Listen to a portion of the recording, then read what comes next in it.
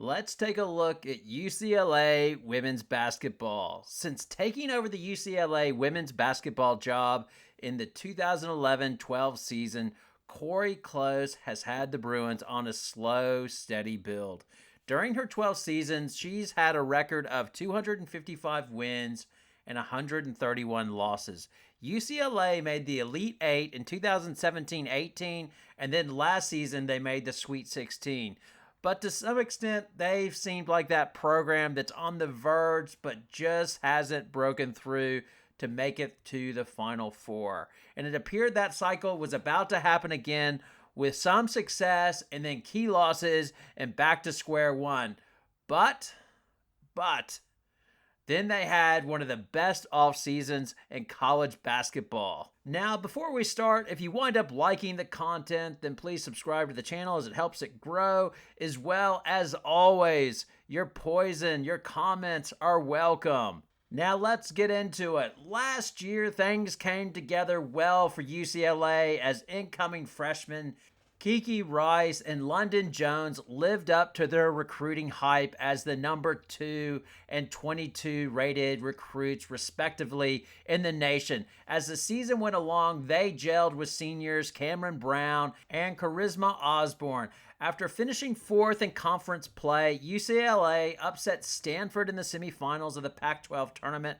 UCLA then entered the NCAA tournament as the number 4 seed in their bracket, winning against number 13 Sacramento State and number 5 Oklahoma before losing to number 1 seed South Carolina in the Sweet 16. Now, it seemed like UCLA would take a step back going into the 23-24 season as senior guard Charisma Osborne, the team's leading scorer and rebounder, seemed destined to leave for the WNBA. She had been projected as a first-round draft pick and was on the WNBA's initial list of players who had renounced their remaining college eligibility on the 28th of March. But then a delightful surprise for UCLA as Osborne changed her mind and decided to return for a 5th year, saying she'd enjoyed the previous year as it was really like her first normal college experience due to the COVID years, and she wanted to come back for another run as the WNBA draft could wait. Now, this decision was surprising as the 2024 WNBA draft is likely to be stacked, which could push her out of the first round. But UCLA will not argue with this. As well, the other UCLA senior starter, Cameron Brown, also announced she would be returning. All of a sudden, UCLA and their team that made a run to last year's Sweet 16 would be returning 4 out of their 5 starters, with only 5th-year senior Gina Conti leaving. So the 4 returners are the 5'9" Osborne, who averaged 15 points, 5 rebounds, and almost 3 assists per game. The 5'11" Rice, who averaged 11, 4, and 3. Cameron Brown, the 5'5" guard, who averaged 3 points, 3 rebounds, and 1.5 assists per game. And the 4th returning starter is Emily Bessoir, the 6'4" forward, who averaged 9 points, 5 rebounds, and 1.2 assists per game. Now, obviously, this team is a little bit vertically challenged, but they still did a good job of rebounding as they generally out-rebounded their opponents by 6 rebounds per game, which was a team effort. Watch Brown and Bessoir celebrate at the Pac-12 tournament after their victory over Arizona when they won the rebounding battle by plus 19. Plus 19 on the glass as UCLA. There you go.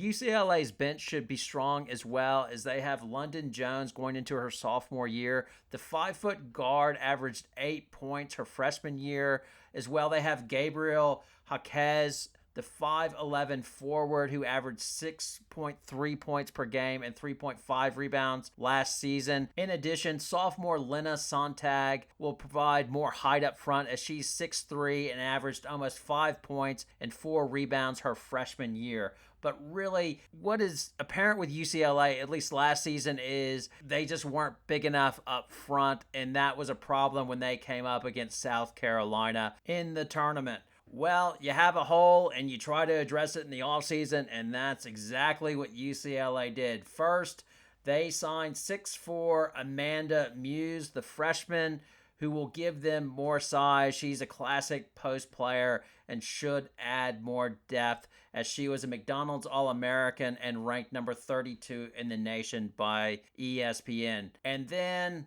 the rich get richer. Lo and behold, Lauren Betts, the 6'5" center and the number 1 recruit in the 2022 class, seemed to get fed up with reduced playing time at Stanford and playing behind Cameron Brink and entered the transfer portal.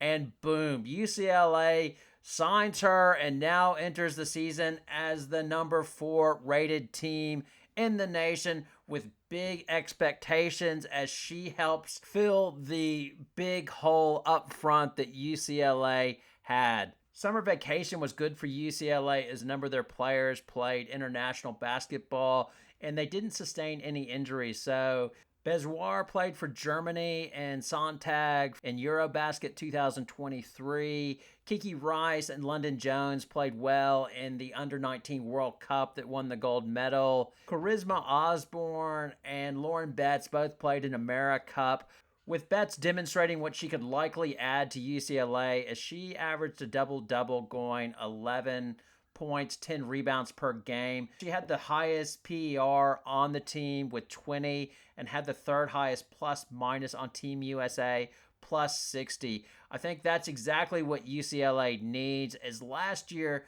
they only shot 39% from the floor, and they made up for this by good, scrappy defense as they held opponents to 38% shooting and 61 points per game. You would think the presence of Betts would help open up the floor for the other players as teams collapse on her to protect the rim. Now, Rice and Osborne are all everything, but they both have one weakness as they struggle with their three-point shooting, which was at 21% for Rice and 29% for Osborne, as they both tend to get their points at the basket or in the mid-range game. This should be made up, though. The outside shooting or three-point shooting will likely come from Jones and Jaquez and Bezoir, as they all shoot over 30% from three-point range. Now, UCLA also took a summer tour, and unlike some of the other teams, they got some well-balanced games. They had a close game against Senegal's under 25, with UCLA winning 87-59, which gave them a chance to the team to get used to playing with Muse and Betts. But even better, their second game, they got good competition as UCLA lost to Alba Berlin 75-69. As most of these teams, when they go over, they're just blowing out sort of grade 3, grade 4 teams that aren't really a matchup. And of course, UCLA did have that in the last game as they crushed a Munich team by 103 points. It was 126-23. So if you're a UCLA fan, you have to feel pretty good about the upcoming season. Now, I'd be curious about UCLA fans' comments. I'm a bit bummed about the demise of the Pac-12, as I really like tradition, but I've dealt with this years ago, as my heart was broken with the demise of the old Southwest Conference, so nothing really surprises me now, as I've been jaded for a while. I guess the good thing is we get one last good season from the Pac-12, almost like the band making their final farewell tour. But I guess unlike the Stones or Kiss, I don't see the Pac-12 coming back. If they can save it, great, but I don't see it happening. But this last run of the Pac-12, it should be fascinating to see if UCLA could win the conference one time. I think they've only won it once previously, maybe the first year. I don't even think it was called the Pac-12 then. But the Pac-12 is loaded with UCLA at number 4, then Utah also is strong. They're ranked 5, and they return all of their starters. Stanford has dropped to 16 after the loss of Jones and Betts, but they could be better. I suspect, less players might give them better chemistry, and I would not be surprised if they roared back and won the conference. USC should be fun to watch. They're ranked number 18, and they've got Juju Watkins coming in. And then, of course, there's Colorado, who also had a breakthrough year last year, winning 25 games and finishing number 3 in the Pac-12, and also making the Sweet 16 like UCLA did. They are currently ranked number 21 in the nation.